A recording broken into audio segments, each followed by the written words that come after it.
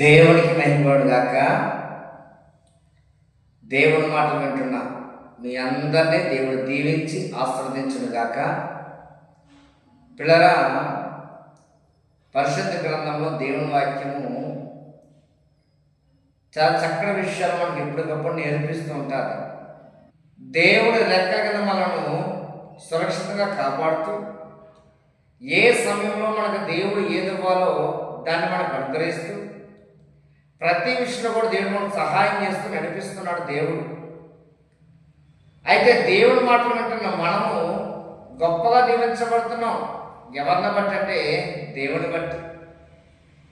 దేవుని బట్టి మాత్రం మనం గొప్పగా దీవించబడుతున్నాం. కాబట్టి అనుదినము కూడా మనము దేవుని సన్నిధిలో మనం పిడుగులాడేవారిగా మనం ఉండాలి.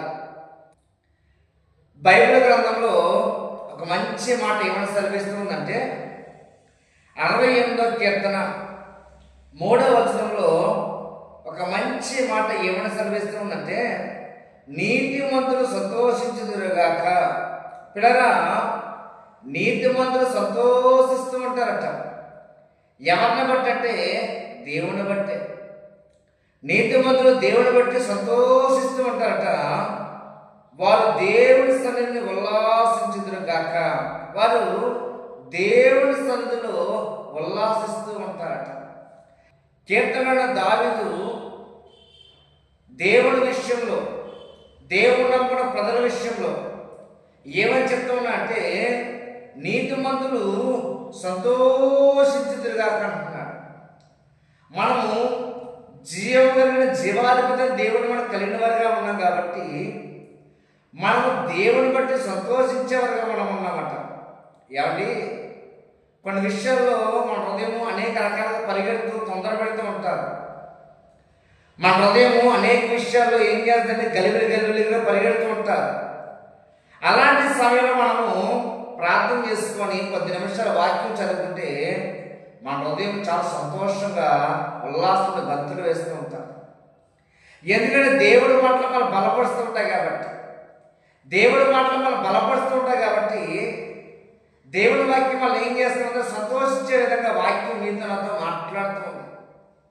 అలాగే దేవుడి వాక్యాన్ని మనం వినేవారుగా మనం ఉంటాము. మన హృదయం చాలా నెమ్మదితో చాలా సంతోషంగా గంతులు వేస్తూ ఉంటారు.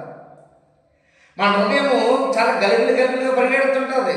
అలాంటి సమయంలో మనము ఈ 3 పనులు చేస్తే, 1 ప్రార్థన చేసుకోవాలి, 2ది దేవుని వాక్యం వినాలి, 3ది బైబిల్ చదువుకోవాలి.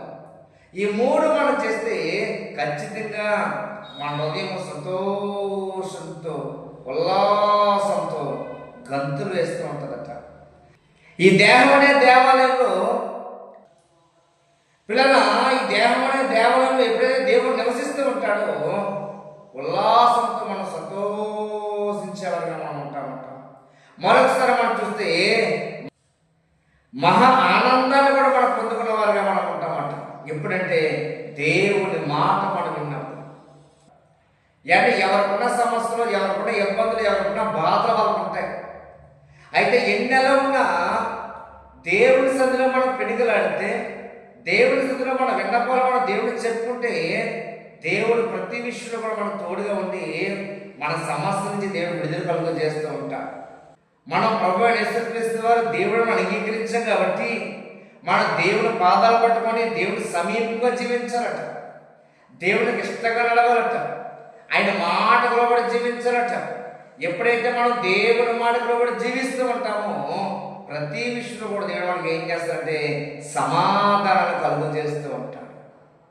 దేవుని మాట జీవం ఓట.